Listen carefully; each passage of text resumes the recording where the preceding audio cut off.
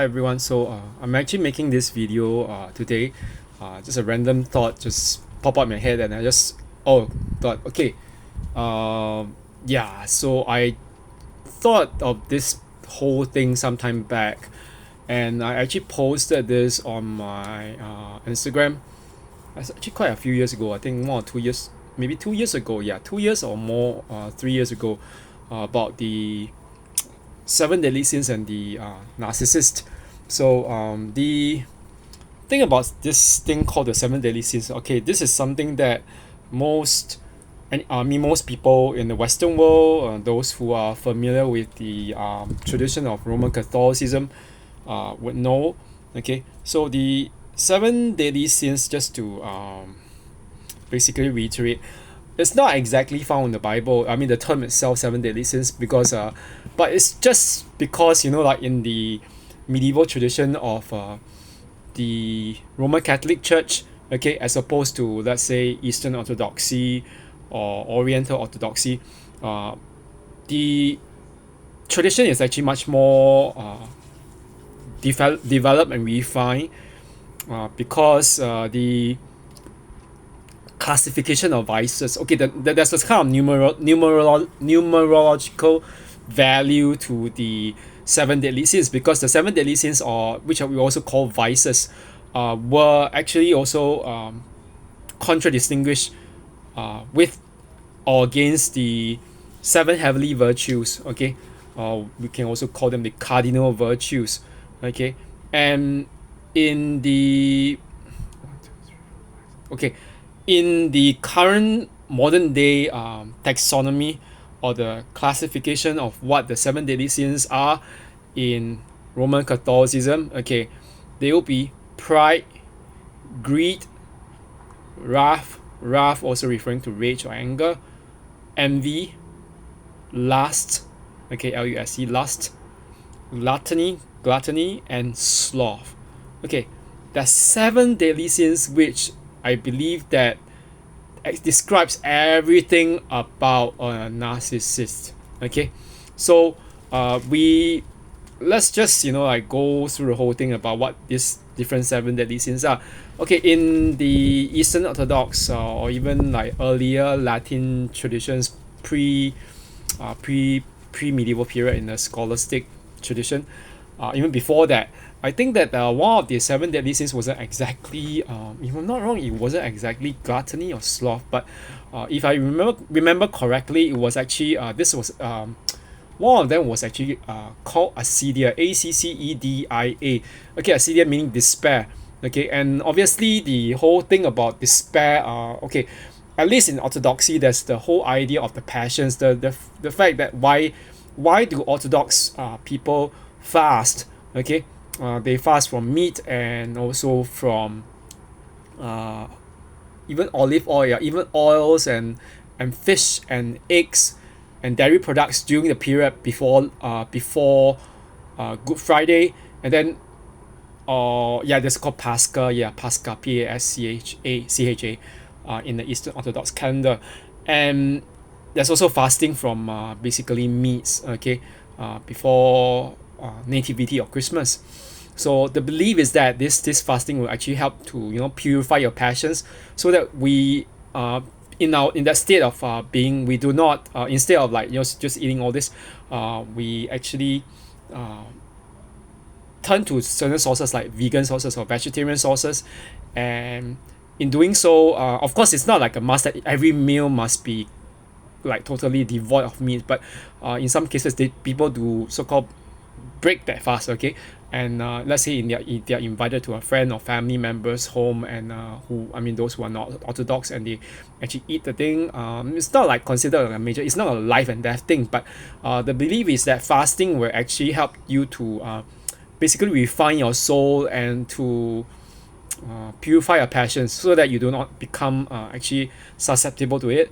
So the strange thing is this: when you talk about acedia, because acedia is this being despair, it kind of reminds me of the whole thing about depression, because in the Orthodox Church, there's this idea. I mean, it's not very strong current, but there are certain currents, because it's not really uniform, and it's not technically monolithic.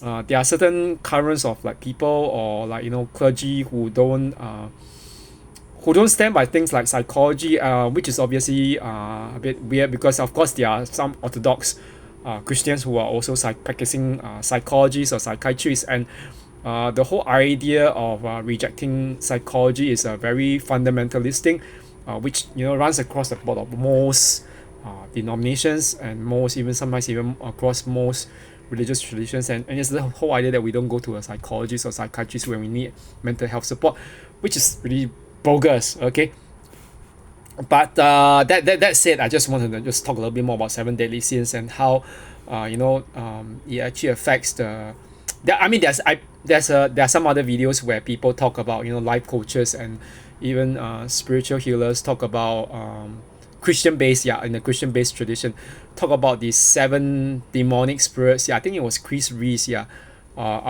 Chris Kris, Reese, Reece. She was, is it her or Chanel McGee? There's quite a few female coaches, okay, for healing from narcissistic abuse, who were talking about the seven demonic spirits that were underlying narcissism, and also narcissistic abuse. Okay, but let me just talk about a little bit more about seven deadly sins. Pride. Okay, we know that the narcissist has a lot of pride. The thing is this: it doesn't matter whether the narcissist is actually sorry, it's very windy, so I'm worried about my icons are kind of shaking that wind because they're hanging on by the nails. Because they were actually how should I say? Regardless of whether it's a covert or overt narcissist, the whole desire for adoration, for attention, and also for supply in whatever sense, okay, whether it's like through sex, money, roof overhead, whatever form, okay, is always underpinned by this emotion of pride because they think that they deserve it more than anyone else, okay, and it's a kind of extreme sense of entitlement that is definitely pride. And okay, what about greed? Greed is often we know that greed is actually overextending. When we overextend, okay, a lot of things with narcissists is that I'm not trying to say all of them are like that, but the thing is that maybe they put in this amount of work, but or maybe they don't, but they expect something. And even if they don't put any work or whatever, they expect things to be handed down to them. And let's just say that sometimes even if you were to give them something is out of your will, they are not only not thankful, they actually expect more out of you. So it's like I always used to say, like there was this line in Scream 6, this Samantha, when she was confronted by the father of the man whom her ex-boyfriend, whom she stabbed multiple times, like who turns out, her ex-boyfriend being a so-called psychopath, was trying to complete his so-called masterpiece of a mass murder, which he hoped that nobody would actually be able to pinpoint or link back to him. But it's ridiculous because if you think about it, when he said, oh, he was a strong, virile young man, she said, he's a limp-dick little fuck. Okay, F-U-C-K. Okay, who cried, okay, like a baby when I slit his throat. Okay, that was what she did to him, and of course she didn't get punished because she was just exacting revenge on him, and this is the kind of universe of Scream. But just makes you realize the whole thing about this greed of the narcissist. They really pout like a baby. You will notice that this is the whole thing about them. When you don't give them what they want, they start pouting like a baby. They start withdrawing, or they might play tricks to make you feel bad. Okay, this is the underlying emotion is greed because they want more. It's like more. It's like, do you deserve it? Can I even give it to you? No, but I can't give it to you. But you keep on asking nonstop because you think that I have to give it to you. Okay, that's the whole thing. And okay, there's also wrath. Wrath, like anger, rage. Narcissistic rage is very common. They will always exhibit it. Okay. I remember that when I was actually experiencing or witnessing from some of these narcissists, the way they blow up, sometimes it seems like to be out of the blue, and you'll be wondering, and then just when you ask them why you do always so angry, they will say, oh, you made me angry. You're like, no, no, no, no, no, no, I didn't do anything, I didn't say anything, this wasn't what I did. But they do that, okay. And then, okay, the next one, envy is basically wanting what is not yours and what someone else has. So I mean, of course, we always confuse that with jealousy, but envy is more than just that. Envy always leads the narcissist to actually try sabotaging. So when they do sabotaging, the things they do will include things like, let's say, you're doing something that they feel that they ought to be the one doing. They might actually end up like discouraging you or trying to sabotage you from doing it. But when it comes to them doing it, they actually don't like it when you criticize them. And not only that, they will threaten things and claim that, oh, this is their entitlement. Okay, so it's really envy, and they try to copy you. Okay, that's the worst thing. I have told y'all before, when I was one of the few experiences I had with a narcissist was one person was like complaining about me being in the Mayhem pageant that was in 2016. And then it was like complaining, and then just like criticizing, saying, oh, you're not like good for this, or I'm not interested, blah blah blah.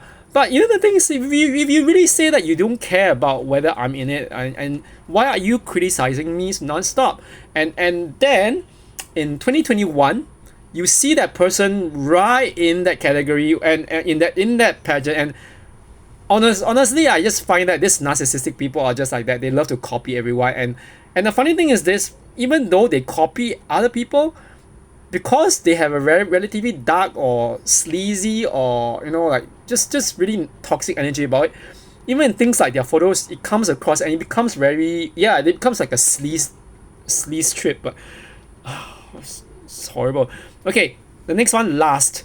Okay, lust, not necessarily just sexual lust, but lust for how should I say, like for people. I mean, like wanting people who are not yours, or even something like a inordinate sexual desire. So we know, like the somatic narcissists, like the cheating narcissists, they always operate based on lust. Okay, doesn't matter. They can, like they can sleep with anyone. Sometimes it's so weird because they can even like there was this story I heard about this woman.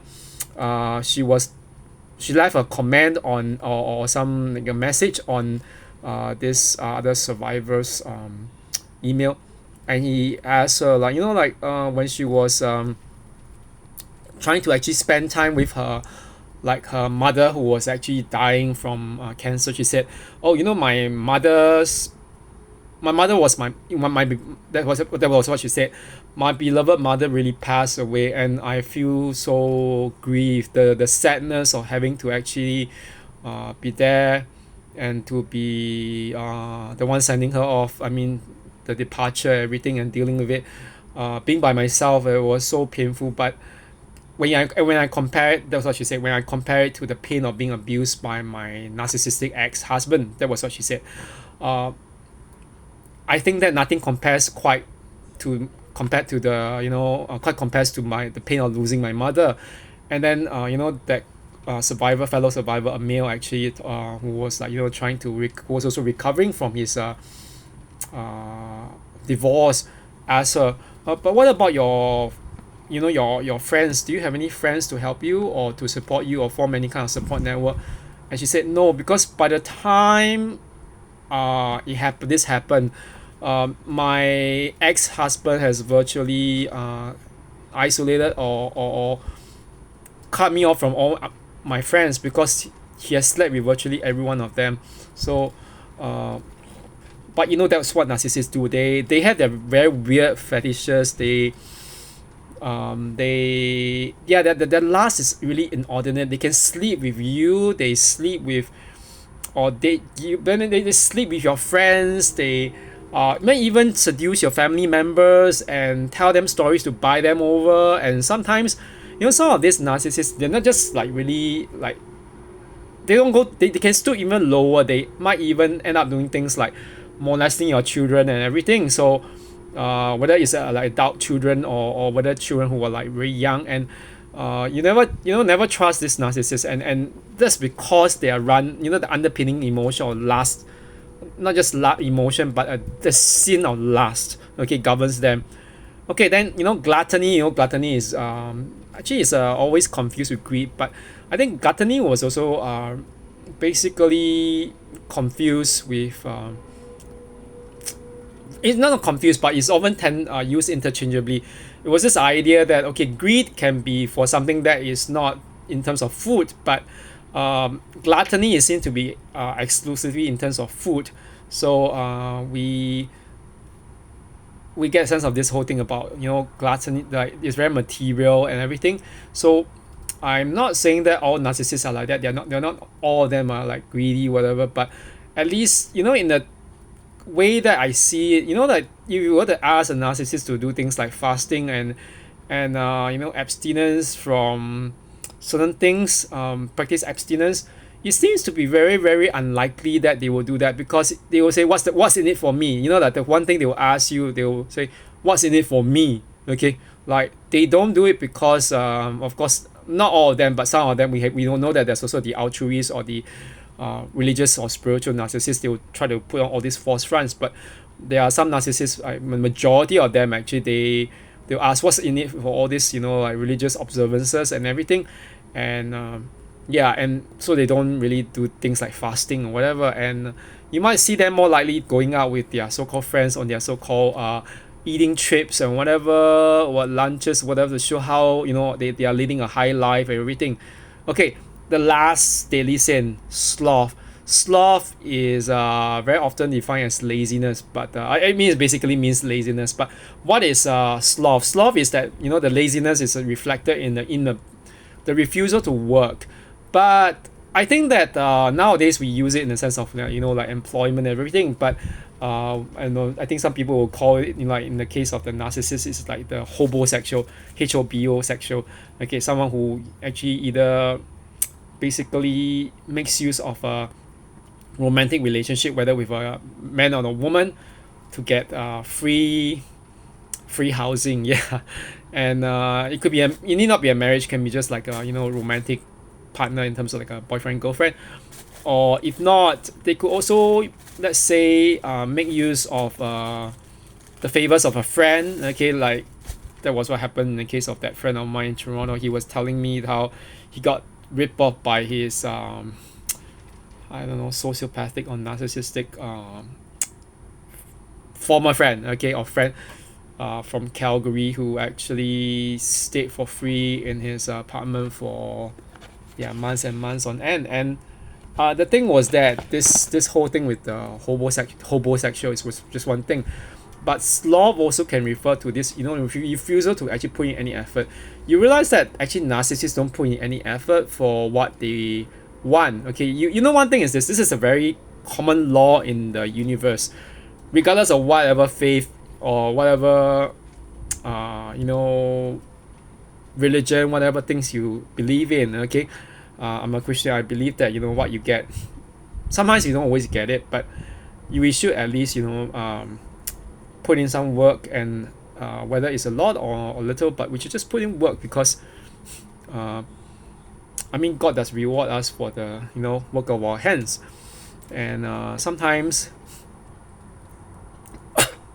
I just told one student today. I said thank you for the lesson because I actually arranged him for a class with him finally after such a long break. And I said you know what, because working actually gives me a sense of achievement and purpose. And he was like, okay, thank you as well for helping me with my English. And the thing was this, but I realized this with narcissists. The thing is that narcissists don't seem to want to actually how should I say, put in effort for something. They try to do this by doing things like using connections, ties, people to sleep with, people whom they can manipulate to get to where they are. It's very common. And sometimes if they don't make use of the connections, they actually also trample upon certain other people to get to where they are. So it's like especially in the corporate setting, you have this case of a narcissist. How did they climb up to be so high up there on the ladder? But they don't seem to have much, like in terms of like their resume or whatever. It's simply because they have trampled upon many people. Okay, and the thing is, by the time that this actually becomes known, is kind of rather late, because these people will have been high up in the position of the company hierarchy. And yeah, some narcissists, I mean, we say that, yeah, there's a homosexual narcissist, the one who's so entitled but who doesn't want to do anything. Okay, he just makes use of everyone. But there's the other kind who actually they really work, but they work to the extent where they connive, they have all these machinations where they actually literally step over a pile of dead bodies. Okay, not always literally, but uh, figuratively, to get to the top. And then at the top, they'll just like, yeah, I'm the victor. Like, oh, okay, it's very anticlimactic. So these are the seven deadly sins, and I think that this, if you want to just push it further, maybe there are some. This can be also seven demonic spirits underlying narcissist and narcissistic abuse. But I mean, as a kind of like a afterthought, I was wondering, like, are all these people possessed by demons? Because I've been thinking about this, since like goodness knows when I first made the videos about narcissistic abuse. I think it was 2020, 2021. Yeah, from there until now. And I've been doing this whole thing about narcissistic abuse for 4 years, almost not 4 years, almost coming to four. This is the fourth year, and it's been 3 years have already passed. 3 years, 1, 2, 3, 4. Actually, 4 years have already passed from 2020 until now, and this is the fifth year. Yeah, but I mean, I haven't really answered the question, because I mean, there's so many opinions out there. And of course, no one, like, anyone who is actually in this whole field and who's trying to be established. Not everyone trying to establish himself in mental health care in terms of like counseling, social work, and even clinical psychology will try to use the religious perspective, because that was not what we were taught. And of course, none of us would be like telling, like, to be honest, no clinical psychologist or even social worker or counselor who is trained in the rehabilitation of trauma in a narcissistic abuse victim will tell the person things like, oh no, they wouldn't necessarily explore the religious perspective, because not only because it's not recommended, but because how do you tell the person to cast out a demon or in another person when we should be focusing first on ourselves? But the whole thing is this paradigm, the religious paradigm, is very helpful, because it just makes you realize, okay, from a very detached point of view, and you just look out of it on from the outsider's point of view, you realize then, oh, wait, if that person is operating based on all this, daily sins and all these emotions, then it's simply their choice. Okay, if they're demon possessed or enabled by demons, that's one different thing. It just makes them more powerful in an open close inverted commas, in the sense that they become more cunning, more astute, more manipulative, and more cruel and violent. But even then, they must have had made that first choice, to want to do those kind of things. So the thing is this, I mean, I always, even in religion, even as a Christian, I always believe that, I always taught this, and until I was in that whole Calvinist tradition, which was ridiculously BS, a lot of bull. I always believe that our sins are always our choice. We have a nature to tend to do things wrong. We are never perfect, and that's just the way it is. But to want to do something, really that hurts other people, that isn't just a mistake. It's more than just a mistake. It's, in fact, it's a big sin. Okay, it's an evil, and so these people are, the narcissists are evil. So, and I always told some friends, I was talking about this cross. This cross today, I actually fixed it because this front thing, which is like a crucifix, or it's not really a crucifix, it's a cross on top of a cross. There's a hook at the back that actually attaches it so that it can slide along this thing. But I tried to actually fix the thing that came off, because it came off halfway through my gym session. I used pliers when I was back home, and just press it so that thing. But as a result, this one attachment now is a little slightly bent, but it's okay. I mean, this cross is still working, and I can still wear it, and it's not falling off. Okay, the attached the golden part. But it just reminds me of one experience I had, 2016.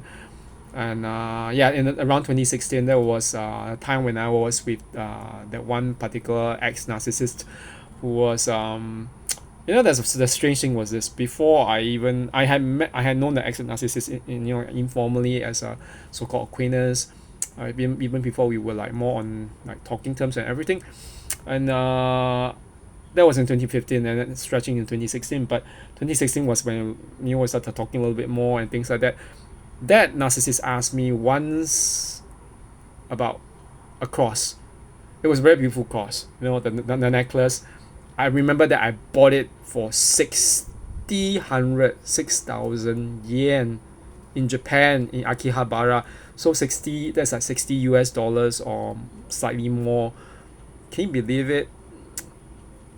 During the period when I was eventually, talking to that ex now,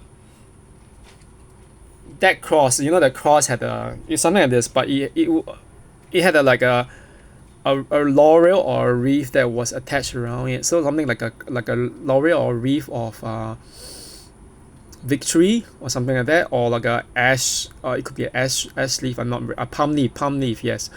So it's representative of a palm leaf, and then it was started with some little beads. So like something like diamonds, but they're not diamonds, just beads. So it was very well crafted. But as time went on over those few weeks, I started realizing, I can't just let it. I always keep on removing after gym sessions to make sure that, I can actually keep on wearing it, that it lasts, everything.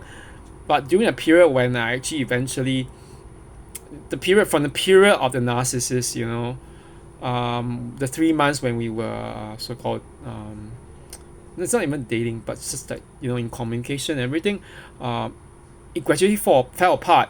And then that ex asked me, what happened to your cross necklace? Like, oh, something's weird. I told one student, I don't know why, for some reason this narcissist, they I think I heard this from one other coach. It was like Trace Face It. Yeah, she was saying something about how she has all this, images of Jesus and crosses in her home. And I have the cross I'm wearing it, and I also have like a bracelet or something that's attachable, which with the cross and everything that I bought in Armenia, and which I haven't really worn because I don't know how to really tie it or whatever, but I just keep it around, and I have icons and everything. But I realized that with narcissists, especially with the ones who are not religious, a majority of them are not religious, but even with the religious ones, for some reason they seem to get very annoyed or irritated by the sight of the cross, or even if they're okay. Like, what that ex now was asking you about my cross necklace. Is like, oh, what happened to your cross? I just said, oh, it just came apart, so I had no choice but to starve it. Then I started wearing another cross. This other cross was like a bit more squarish with the ropes around it, the black wires or ropes, so that it looks like a black. So it's like a metallic cross with those wires. So that one I bought at some other, was it Forever 21 or something, some other store. Yeah, but the one thing is this, it keep on falling apart, and I was like, it's weird. I'm not a superstitious person, but for some reason it seems that in the presence of all these people, this really toxic, even demonized narcissists, all these things are like falling apart. And I was telling my friends, is it like symbolic? Is it trying to send me a message about these people? Or, I mean, other than their 7 deadly sins that they are guilty of, but yeah, I think that it's not even surprising anymore to me. And so nowadays, like every day, like there was one thing that was being stated by one hero monk of Greek Orthodoxy, one of the monks in Mount Athos. It's a very famous quote that he said about we should make the cross everywhere we go, in all occasions, before we before we eat, before all this. And I do this, like I do it the Orthodox way, everything. I know the Catholics do it the reverse, but I do it because like it reminds me of it, and I always kind of remember, when I'm not feeling good, Like today I had a sudden, like, the cluster headaches always come back on and off during, like, like anxiety and everything. Like just now I was at that market, start feeling it, so I was just praying, God, Lord, have mercy on Jesus Christ, have mercy on me. So I don't think it's a serious thing, in the sense that I know that I've been to the doctors and everything. So, and it only came on recently with the onset of this this anxiety, and anxiety is the thing that really, the PTSD triggers everything. So, but it just makes you realize, okay, yeah, Nux really seem to really hate Jesus. They hate Jesus. They hate anything related to Christianity, and it's like, the Bible talks a lot about narcissism. I'm not able to quote offhand the quote, but one of the quotes that I think in one of the epistles written by Saint Paul to, I think it's first, to Timothy, I think somewhere in First Timothy, if I'm not wrong, or saying that in the last days, men shall be lovers, will be lovers of themselves. So it's like they can be anywhere. These lovers of themselves, they can even be in church, and we never know. So so it's necessary we start looking out, and all these signs of all these behaviors and everything. And I always pray. I was telling people yesterday, like in this video, that like Psalm 119 verse 115, keep me away from evildoers. That was the thing. And as long as I follow your commandments, Lord.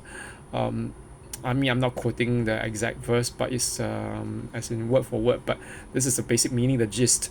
So this is the same thing that I'm actually praying every time for myself, even now.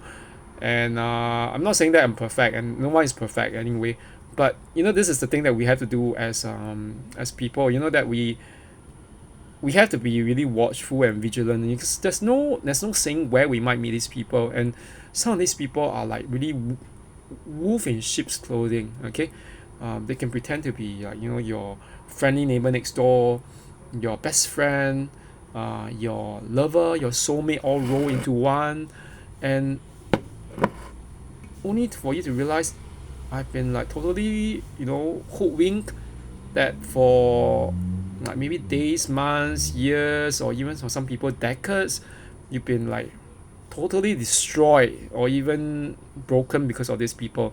Okay, so anyway, just stay safe, and I hope everyone stays safe, because especially in these times, like I was saying that like the whole thing with this, we are all trying to survive in these times, because there's inflation, we are concerned about money, everything. And I said to some friends, that I posted this on my Instagram before. It was like a secondary post from someone else in the whole field of abuse and PTSD.